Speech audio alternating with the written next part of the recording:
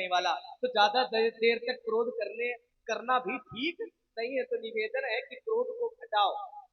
हटा तो सकते नहीं हो तो थोड़ा सा घटाओ। जब एक बार निवेदन करने पर थोड़ा सा घटेगा तो मैं पुनः निवेदन करूंगा तो थोड़ा और घटेगा। निरंतर निवेदन करने पर क्रोध आपका निरंतर धीरे धीरे कम होता चला जाएगा। मेरा जीवन दर्शन कैसा है? ईमान बेच दूं टुकड़ों में, इस नाहर को स्वीकार नहीं। मैं सच्चे पथ का राही हूं, कह सकता दिन को रात नहीं। क्यों? क्योंकि परवाह नहीं अगणित बाधाएं।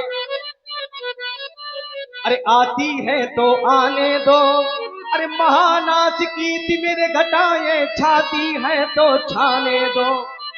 क्योंकि हमको चिंता किसकी है, हम अपने इस पथ के मत वाले। तूफान प्रलय झंझामों में हम कभी नहीं रुकने वाले। मैं आशावादी मानव हूं। दो प्रकार के मानव होते हैं, एक आशावादी और एक निराशावादी। आशावादी वो मानव होते हैं जो मानव कहते हैं कि हम सब कुछ कर सकते हैं, और निराशावादी वो मानव होते हैं जो धरती पर आने के बाद उनसे पूछो तो कहते हैं हम कुछ नहीं कर सकते।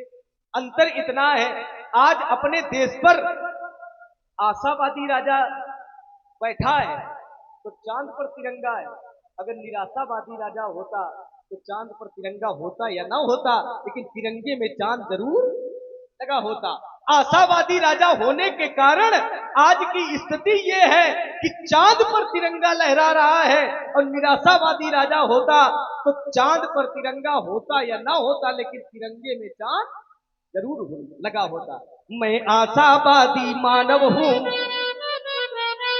हो सकता कभी निराश नहीं। क्योंकि जीवन मेरा दास है, लेकिन मैं जीवन का दास नहीं। प्यासी एक उद्भव है, क्या है? ओम महिमशैल हूं मैं हिमशैल हूं, पर पिघलता नहीं हूं। स्वयं ज्वाल हूं किंतु जलता नहीं हूं। ये भरा तो मैं हूं, ये भरा तो मैं हूं किंतु गागर नहीं हूं। ये जल तो मैं हूं स्वच्छ सागर नहीं हूं। जल तो मैं हूं स्वच्छ सागर नहीं हूं। मैं पढ़ता बहुत पर पढ़ाता नहीं हूं। मैं गाता बहुत किंतु कोयल नहीं हूं। अरे चला तो मैं हूं पर, ये चला तो मैं हूं पर अकेला चला हूं। और चला तो मैं हूं इन अपनों से चला हूं। मैं हिमशैल हूं, मैं हिमशैल हूं, पर पिघलता नहीं हूं। स्वयं ज्वाल हूं किंतु जलता नहीं। व्यास जी, मैं एक पथ से गुजर रहा था, रास्ते पर एक पथिक मिला। मैंने उस पथिक से पूछा कहां से आए हो? तो उसने कहा पता नहीं। हमने कहा तुम्हें जाना कहां है? तो उसने कहा पता नहीं। हमने कहा बड़े अजीब व्यक्ति हो, न आने का मार्ग पता है न जाने का मार्ग पता है। तो उस व्यक्ति ने कहा ये मेघ हैं, मेघ हैं, मेघों से वर्षा होती है, वर्षा की बूंद इस धरती पर आती है। लेकिन सांसारिक लोग, संसार के लोग वर्षा की बूंद का प्रयोग किस रूप में करते हैं जब ये मेघ नहीं जानते तो ये हम कैसे जानते? तभी किसी कवि ने कलम उठाई और लिखना प्रारंभ कर दिया। कहां से आए, कैसे आए, किसी को ये मालूम नहीं। किसी को मालूम है क्या? कहां से आए, कैसे आए, किसी को ये मालूम नहीं। कौन बूंद मोती बन जाए, मेघों को मालूम नहीं। प्रातः काल होते ही पंछी, कवि ने पंछी शब्द का प्रयोग किया। ये पंछी शब्द का प्रयोग और किसी के लिए नहीं है, हम और आपके लिए है, प्रातःकालीन होती है, हम और आप अपना अपना गृह, अपना अपना घर त्याग देते हैं। क्यों? धन अर्जन के लिए। जब तक धन नहीं होगा तो उदर का भरण पोषण कैसे होगा? तभी किसी कवि ने कहा, प्रातःकाल होते ही पंछी दाना चुभने चल देते हैं, और छोड़ घोंसले में बच्चों को जीवन की नैया खेते हैं। पर ये प्राण पखेरू कब उड़ जाए, ये प्राण पखेरू कब उड़ जाए, अरे उन बच्चों को मालूम नहीं, कौन बूंद मोती बन जाए, मेघों को मालूम नहीं। दो अनजाने राही एक दिन दाम्पत्य सूत्र में बंधते हैं। कभी से पूछा गया, दो हैं अनजाने हैं राही हैं, राही उसे कहते हैं मार्ग में चलने वाले, ये दो कौन है? कवि ने कहा, एक का नाम है वर, एक का नाम है कन्या। ये दोनों अपरिचित होते हैं, जीवन में एक ऐसा योग बनता है जब ये दाम्पत्य सूत्र में बांधे। दो अनजाने राही एक दिन दाम्पत्य सूत्र में बंधते हैं, और साथ न छोड़ेंगे जीवन भर, ऐसी वो कसमें खाते हैं। पर कौन सा साथी कब छूट जाए, इस जीवन रूपी लड़ाई से पत्नी को ये नहीं पता होता कि हम पहले जाएंगे, न पति को पता होता है कि हम पहले जाएंगे। कौन सा साथी कब छूट जाए, अरे दंपति को मालूम नहीं, कौन बूंद मोती बन जाए, मेघों को मालूम नहीं। ऋषि दधीच का दान विश्व में अमृत का वरदान बन गया, शिल्प कलाकारों के द्वारा अरे पत्थर का सम्मान बढ़ गया। पर कौन शिला शंकर बन जाए, पर कौन शिला शंकर बन जाए, अरे शिखरों को मालूम नहीं। और कौन बूंद मोती बन जाए, मेघों को मालूम नहीं। कह दो धरती और अंबर से, कह दो हर ताल समंदर से, चौहाटी से गौहाटी से, कह दो दुश्मन की माटी से। लक्ष्मण कह दो लोभी मक्कारों से, ये कह दो लोभी मक्कारों से, जासूसी करने वालों से। जो मेरा आंगन तोड़ेगा वो भुजा तोड़ दी जाएगी, और जो आंख उठेगी भारत पर वह आंख फोड़ दी जाएगी। जिस देश का दाना खाते हो, जिस देश का दाना खाते हो और पीते हो जिसका पानी, उस देश के यदि तुम काम न आओ तो है बेकार जवानी। अरे कभी वही है जो कविता में, ये कभी वही है जो कविता में, और भाव भर है तूफानी। और एक बार सब मिलकर बोलो, हम सब है हिंदू। नारा है, सब लोग एक बार जोरदार ताली बजाएंगे अगर आनंद आ रहा है। बोलिए भारत माता की। चलिए, बात देश की आ गई। देश के काम ना आए तो है बेकार जवानी। ये जवानी बेकार है अगर देश के काम ना आए। जहां देश की बात आ जाए, जहां मातृभूमि की बात आ जाए, जहां भारत माता की बात आ जाए, वहां फिर विरोध नहीं होना चाहिए, वहां फिर एक हो जाना चाहिए। देखिए, वास्तव में बड़ा सुंदर ये संवाद आप लोग सुन रहे हैं, और वर्तमान समय के श्रेष्ठ अभिनेता आपके इस ग्राम के मंच पर अभिनय कर रहे हैं। परशुराम जी और लक्ष्मण जी दोनों अपनी जगह पर उद्भट विद्वान यहाँ पर उपस्थित है, और सुनने वाले भी बहुत सभी यहाँ के विद्वान सुधी श्रोता जन है, सभी लोग एक एक चीज को समझते हैं, सुनते हैं और आनंद लेते हैं, ऐसा हमें खूब अच्छी तरीके से पता भी चलता है। तो एक बार आप लोग अपने लिए ताली बजाएंगे जोरदारी के साथ और सुने भारत देश के प्रति कैसे भाव होने चाहिए लक्ष्मण जी के। चलिए, जहां पर देश की बात आ जाए वहां शत्रुता समाप्त कर देनी चाहिए और एक हो जाना चाहिए। अब परशुराम जी ने देश की बात कर दी है, तो परशुराम जी से व्यक्तिगत शत्रुता अब हमारी खत्म है। देश के प्रति अगर बात की है तो देश के प्रति हम समर्पित हैं। आप अगर समर्पित हो तो हम भी समर्पित हैं। हमारा विरोध देश से विरोध नहीं है, विरोध आपसे है, आपकी बातों से। देश से विरोध थोड़ी है। अब आपने देश की बात की है, सीमा पर एक सैनिक खड़ा है। मैंने उस सैनिक से पूछा, तुम सीमा पर खड़े हो, किसके लिए खड़े हो? तो उसने कहा, इस मातृभूमि के लिए। हमने कहा, तुमको क्या घर से प्रेम नहीं, परिवार से प्रेम नहीं, नगर से प्रेम नहीं, ग्राम से प्रेम नहीं? तो उसने कहा है। हमने कहा, है तो जाते क्यों नहीं हो? बोले, उससे भी बढ़कर अगर प्रेम है तो वो मातृभूमि से प्रेम है। मैंने कहा, तुम इस मातृभूमि के लिए क्या कर सकते हो? केवल मनमुखी वार्ता थोड़ी कर रहे हो, हमको तो लगता है मनमुखी बात कर रहे हो।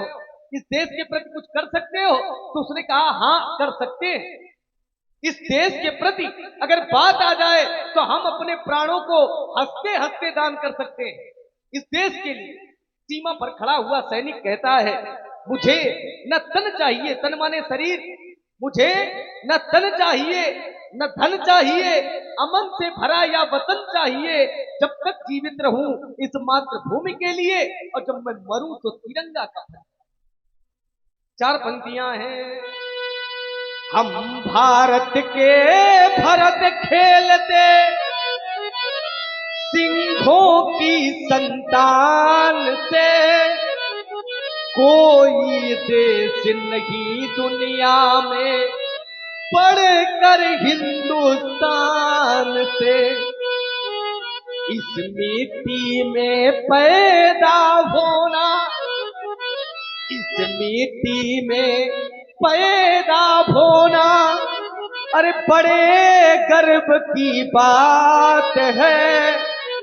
त्याग और बलिदान हमारे पुरखों की सौगात है। यहाँ जब भी निकला हीरा निकला, कोयले की खान से, कोई देश नहीं दुनिया में बढ़कर हिंदुस्तान से। यहाँ का सैनिक समर भूमि में, यहाँ का सैनिक समर भूमि में गाया करता है गीता। यहाँ खेत में हल के नीचे खेला करती है सीता। यहाँ सवेरा शंख बजाता, ये वो देश है, प्रत्यक्ष प्रमाण है। व्यास जी, मैंने देखा भी, ये वो ग्राम है जहां पर नित्य प्रति आज भी प्रभात फेरी निकलती है ना, हमने देखा है, तब हमने कहा है यहाँ सवेरा शंख बजाता। देखिए, ये बिल्कुल सत्य बात है। जिस समय हम शाम को आ रहे थे मंच की तरफ, तो एक भैया, उनको संत ही कहेंगे, जो ऐसी सेवा करते हैं, स्थान पर खड़े थे सरोवर के और सुंदर शंख ध्वनि हो रही थी। तो ऐसा लगा कि आज भी यहाँ पर इस गांव में सतयुग विराजमान है। और ये 50 रुपए का पुरस्कार नीलम मिस्त्री और हमारे अजय ठेकेदार जी, जो कि अतरौली के हैं, ये 50 मुद्राएं हमारे लिए प्रदान किए हैं। लेकिन ये सुंदर लक्ष्मण परशुराम जी के लिए हम प्रदान कर रहे हैं, इसलिए कि इतना सुंदर भाव देश के प्रति दोनों के द्वारा। कहीं कहीं पर ब्रह्म मुहूर्त पर सुबह धूप बत्ती जलाने की बजाय लोग बीड़ी जलाए और शंख बजाने की जगह और कुछ बजाते हैं। अब हम कहेंगे नहीं, बजाते हैं लोग। यहाँ सवेरा शंख बजाता, ये वो भारत देश है। यहाँ सवेरा शंख बजाता, लोरी गाती शाम है, और हर बाला देवी की प्रतिमा बच्चा बच्चा राम है। या चरित्र को भी आप लेते चलो, शील से उद्धत कराओ। बोले चितई परशु परसु की वोरा, रे रे सठ सुने सी स्वभाव न मोरा। राजकुमार लक्ष्मण, तुम मेरा स्वभाव नहीं जानते, मैंने तुम्हें सब कहा क्योंकि षट सुदृश संगत भाई मूर्ख देना चाहिए जो उग्र मिले वृंज समरे षट, अरे षट, अरे षट सुधर जाओ बालक। बालक की बोली बधाओ नहीं तो ही, केवल मुनि जा नहीं मोही। मैं तुम्हें बार बार बालक समझ करके छोड़ रहा हूँ और तुम मुझे मुनि समझ रहे हो। अगर मुनि समझ रहे हो तो सावधान राजकुमार। बाल ब्रह्मचारी अति क्रोही, विश्व विदित छत्री कुल द्रोही। वाला ब्रह्मचारी हो, ये विश्व विदित है और क्षत्रिय कुल का द्रोही हो राजकुमार। भुजबल भूमि भूप बिनु कीनी, विपुल बार मही देवन दीनी। मैंने अपने भुजाओं से 21 बार क्षत्रिय ध्वंसक अभियान चलाया और जो घूम जीत कर लाया वो ब्राह्मणों को धाम में दे दिया। हमारा कृतित्व और व्यक्तित्व है साहस। सहस बाहु भुज छेद निहारा, परशु बिलोक महीप कुमारा। लोभी लंपट शास्त्रा बहु जिसकी शास्त्राओं का उच्छेदन करके विश्व प्रमाण प्रतियोगिता था घोर कठोर। मातु पिता ही जन सोच बस, करसी महिष किशोर। गर्भन के अर्भक दलन परसु मोर अति घोर। माता पिता के शोध वशीभूत हो रहा है, न जाने कितनी शत्रणाइयों के गर्भपात हो जाया करते हैं। इसकी घोर कठोर। बिहसी लखन बोले मृदुबानी, अहो मुनीस महाभट माने। मैं तो आपको महाभट योद्धा मानता हूं, मैं आपको साधारण थोड़ी मानता हूं। मैं आपको महाभट योद्धा मानता हूं। 4 प्रकार के योद्धा होते हैं, भट, सुभट, उद्भट और महाभट। उनमें से प्रमुख है महाभट। तो मैं तो आपको महाभट मान रहा हूं, मैं आपको साधारण थोड़ी मान रहा हूं। लेकिन आपकी बातों से हमको हंसी आती है। पुनि पुनि मोही, पुनि पुनि मोही देखाव कुठारू, चाहते उड़ावन फूक की पहाड़ू। बारंबार आप हमको ये कुठारा दिखा रहे हैं, मानो फूंक से पहाड़ उड़ाना चाहते हो। फूंक से कभी पहाड़ उड़ता नहीं है। यद्यप मानो कल्पना कर सकता है कि हाँ कुम्हड़ पतिया को नहीं जे तरजनी देखी मर जाही। आप लक्ष्मण को का कुम्हड़ा की बतिया समझे होगा। कुम्हड़ा की बतिया ऐसी होती है जिसको तर्जनी उंगली दिखा दो तो मर जाती है। तो लक्ष्मण कुम्हड़े की बतिया की तरह नहीं है जो आप बार बार उंगली दिखाओ और लक्ष्मण मर जाए। तो लक्ष्मण है कुम्हड़े की कोई बतिया। देखी कुठारू सरासन बाना, मैं कछु कहा सहित अभिमाना। देख कुठार सरासर बाना, मैंने आपका कुठारा देखा और धनुष देखा तो अभिमान के वशीभूत होकर मैं कुछ कहना चाहता हूं। क्यों? क्योंकि हम क्षत्रिय हैं और हम क्षत्रियों को कोई बार बार अस्त्र दिखावे तो हम क्षत्रियों को शोभा नहीं देता। लेकिन कुछ दिख रहा है। भृगुसुत समुझी जनेऊ बिलोकी, जो कछु कहूं सहूं ऋषि रोकी। मैं कहना तो बहुत कुछ चाहता था लेकिन अब रुक गया। क्यों? जो कछु कहूं सकूं ऋषि रोकी। जैसे व्यक्ति किसी स्थान पर जाना तो चाहता है, घर से निकल भी चुका लेकिन किन्हीं कारण बस उसी पैरों वापस चला आया। ठीक वही स्थिति हमारी है। मैंने इनका जनेऊ देख लिया। पहले हमने इनका फरसा देखा तो हमने कहा फरसा अगर दिख रहा है तो हम भी ताल ठोक दें। धनुष देखा हमने भी ताल ठोक दिया। लेकिन अब जनेऊ देखा। भृगुसुत समुझ जनेऊ बिलोकी, और जनेऊ पर लगी हुई गांठ को देखा। वे भगवंशी ब्राह्मण है। जो कछु कहूं सकूं ऋषि रोकी, कहना तो बहुत कुछ चाहता हूं लेकिन मैं अपने आप को इसलिए रोक रहा हूं। क्यों? क्योंकि सुर मैसुर सुर महिसुर हरिजन अरुगाई, हमारे कुल इन पर न सिराई। सुर माने देवता, मैसुर माने धरती के देवता। बंदौ प्रथम महीसुर चरना। धरती के देवता कौन? ब्राह्मण। सुर मैसुर हरिजन, हरिजन माने भगवान के जन, भगवान के भक्त। हरिजन अरुगाई, हमारे कुल इन पे न सुराई हमारे कुल पर, इनके ऊपर अस्त्र उठाना, हाथ उठाना वर्जित है। बधे पाप बधे पाप अपकीरत तिहारे, मारतहु पापरिय तुम्हारे। बधे पाप अपकीरत हारे, मारत हूँ पापरी। ब्राह्मण मारता भी क्यों ना हो, लेकिन हम क्षत्रिय हैं, हमारा कर्तव्य है मारत हूँ पापरी। लेकिन एक निवेदन है स्वामी, कोटि पुलिस सब वचन तुम्हारा। आपका एक एक जो वचन है करोड़ों वज्रों के समान है, एक एक आपका वचन करोड़ों वज्रों के समान है। तो व्यर्थ धरिए धनुमान कुठारा, तो आप व्यर्थ में ये कुठारा और धनुष लिए, आपका जो वचन ही वज्र के बराबर है, तो कुठारा और धनुष का त्याग करें। और आपसे निवेदन है आप विरोध कहो लखन मुनिशील तुम्हारा, जब विलोक अनुचित कहो क्षमो महामुनि धीर। अगर मैंने आज जाने अनजाने में आपसे कुछ अनुचित कहा हो तो आप क्षमा। मुनिशील तुम्हारा को नहीं जान विदित संसारा। हे मुनिवर, हे मुनिश्रेष्ठ, आपके शील को, आपकी यश को कौन नहीं जानता? त्रैलोक जानता है। को नहीं जान विदित संसारा, पूरा संसार जानता है। अच्छा, शील ऐसा कौन सा है जो पूरा संसार जानता है? आपने अपनी माता का वध कर दिया, पूरा त्रैलोक जानता है। माते ही पिते उऋण भय नहीं के, आपने माता का वध किया, माता के ऋण से आप उऋण हो गए। क्यों? क्योंकि माता का वध किया, माता को पुनर्जीवन दान दिला दिया, इसलिए माता के ऋण से उऋण हो गए। पिता के ऋण से भी उऋण हो गए आप। शास्त्राबाहु के पुत्रों ने आपके पिता का वध कर दिया था, लेकिन आपने अपने पिता को मृत संजीवनी विद्या के माध्यम से अपने पिता को जीवन दान दिया। संसार में पिता पुत्र को जन्म देता है, लेकिन इकलौते आप ऐसे पुत्र हैं जिन्होंने पिता को जन्म दिया है, तो आप पिता के ऋण से भी उऋण हो गए।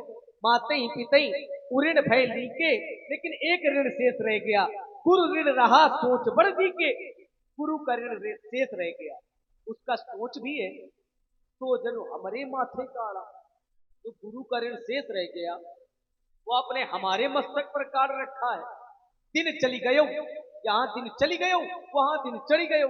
ब्याज बहु बढ़ा, दिन अत्यधिक हो गए हैं, ब्याज अत्यधिक हो गया है। निवेदन ये करता हूं कि अब आनी व्यवहारिया बोली, आप अपने व्यवहारियों को बुला लें। आपके जब व्यवहारी आपके समक्ष में आ जाएंगे तो तुरंत देव मैं थैली। राजकुमार लक्ष्मण कह रहा है, अब आनी बेहरिया बोली, तुरंत देव में थैली खोली। बेहर नाम भगवान शंकर का, भगवान शंकर परोक्ष में है और प्रत्यक्ष में भगवान शंकर के भक्त बैठे हैं। मैं चाहता हूं सभागार में जितने भी भक्त बैठे हैं सभी लोग अपने स्थान पर खड़े हो जाएं। ये भी एक बेहरिया का प्रसंग है मानस का, और पीछे वाले सब लोग थोड़ी देर के लिए आगे आ जाओ। देखिए, वास्तव में सभी लोग बड़े भक्त हैं और ये देव स्थान है श्री कारक देव बाबा का पावन, ये सभी उनके भक्त हैं और वो साक्षात भोलेनाथ के ही भक्त हैं। तो कुछ व्यवहारी आकर के मंच पर परशुराम जी को अपना व्यवहार प्रदान करेंगे। ये मानस की चौपाई कहती है, तो इसको भी आप लोग पूरा करें, आकर के आशीर्वाद लें और अपना अपना व्यवहार दें। व्यासी ग्राम अतरौली दगवा में बालकांड की सर्वप्रिय लोकप्रिय सर्वश्रेष्ठ दिव्य लीला धनुष बंधन का दिव्य आयोजन बड़ी प्रतिबद्धता से ग्राम के विशिष्ट सहयोग से उद्धृत हुआ। प्रस्तावना उपसंहार की बेला, उपसंहार की बेला और बेवरिया का प्रसंग, बेवरिया के प्रसंग में समस्त भक्तगण उपस्थित है। व्यास जी सुंदर से भक्त है और सुंदर से भक्तों के लिए सुंदर सा आशीर्वाद है। क्या है व्यास जी? ओम ये धर्म के लिए जिए, ये धर्म के लिए जिए और समाज के लिए जिए। ये धड़कन ये श्वास हो इस पूर्ण भूमि के लिए, इस मातृभूमि के लिए, इस कर्म भूमि के लिए, इस धर्म भूमि के लिए, इस राष्ट्र भूमि के लिए। फिर व्यक्ति व्यक्ति में जगह, ये व्यक्ति व्यक्ति में जगह और समाज भक्ति भावना और व्यक्ति को समाज से ये जोड़ने की साधना। अरे राह पर सभी चले, राह पर सभी चले और तमस चीरते हुए, ये तड़कने ये श्वास हो इस पुण्य भूमि के लिए। सर्वे भूत सुखिना सर्वे शुक्रामया सर्वे भद्राणि पश्यन्तु मा कश्चित् दुख भाग भवे। तो सुंदर शास्त्र। और आप है हमारे सम्मानित श्री घनश्याम भैया। देखिए व्यवहार आ गया है, ये 200 पुष्प मुद्राएं घनश्याम भैया ने व्यवहार प्रदान किया है। और देखिए कुछ लोग अब पुरानी परंपरा को भूलते जा रहे हैं। अब भूलते जा क्यों रहे हैं? क्योंकि अब जो मंच पर अभिनेता होते हैं वो लोग भी संकोच की वजह से नहीं कह पाते हैं, इसलिए कि पता नहीं ऐसा लोग करें कि ना करें। लेकिन ऐसा नहीं, यहाँ सब लोग जानकार हैं, अपना अपना व्यवहार प्रदान करा रहे हैं हमारे श्री। ये देखो सब व्यवहार देंगे कितने लोग हैं, सब राम भक्त हैं तभी तो बैठे हमारे श्री मोहन मुखिया भैया के द्वारा 50 रुपए व्यवहार भगवान का प्रदान किया जा रहा है। बहुत बहुत धन्यवाद है, बहुत बहुत साधुवाद है। देखो चाचा जी भी आ रहे हैं, सब लोग आएंगे और सबका व्यवहार भी आएगा। ब्याज कुशल गाँव है ये। बिल्कुल सब लोग जानकार हैं, हाँ, कोई बात नहीं। ये व्यवहार कोई नाम जरूरी नहीं होता है, पर ये कि नाम जरूर बुलवा लें अपना। आदरणीय हमारे श्री रमेश चाचा ने 20 रुपए सुंदर व्यवहार प्रदान किया है। और हमारे भैया नाम बता दो, नाम बता दो चाचा, नाम बता दो, कोई बात नहीं, नाम बोला जाता है। तिवारी जी हैं, देखिए सब जानकार लोग हैं। आपने 50 रुपए ये व्यवहार प्रदान किए और ये 20 रुपए का व्यवहार हमारे चाचा के द्वारा प्रदान है। बहुत बहुत धन्यवाद। अभी तो अध्यक्ष जी का व्यवहार नहीं है, अध्यक्ष वो जी आएगा। आ जाइए भाई, आप भी वो भी व्यवहार आएगा। हमारे अध्यक्ष। और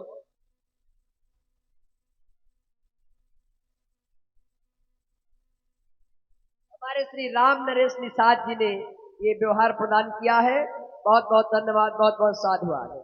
और अध्यक्ष जी आप भी व्यवहार यहाँ अपना लिखा दें, शुभ नाम बता दें और अपने कोष से पैसा देंगे, कमेटी के कोष से नहीं, अपने कोष से। अध्यक्ष जी का नाम क्या है? आदरणीय हमारे सम्मानित श्री कोमल भैया, बैठ जाइए, बैठ जाइए आप। आपके द्वारा ये अपने श्रद्धा के सुमन व्यवहार स्वरूप परशुराम जी के चरणों में समर्पित किए जाएंगे। बहुत बहुत साधुवाद है, बहुत बहुत धन्यवाद है। और बड़े लगन से, बड़ी सेवा भाव से हमारे अध्यक्ष जी और इनके सभी सहयोगियों के द्वारा भगवान की लीला कराई जाती है। और हमें तो बड़ा अच्छा लगा कि रामलीला से ज्यादा रामलीला के कलाकारों के प्रति इतने सुंदर भाव रखते हैं।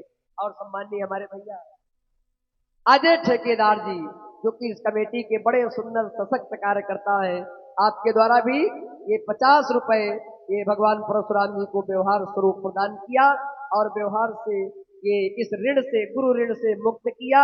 अब सुंदर श्री राम जी की वाणी आप लोग सुनेंगे। बढ़िया अपने अपने स्थान पर बैठ जाएं। मात्र 10 मिनट का समय आप लोग और देंगे और श्री राम जी की करुण वाणी सुनेंगे और इसके बाद फिर अपने घर जाएंगे। और आज तीसरे दिन की लीला देखने के लिए सब लोग समय से शाम को फिर से पधारेंगे। अति विनीत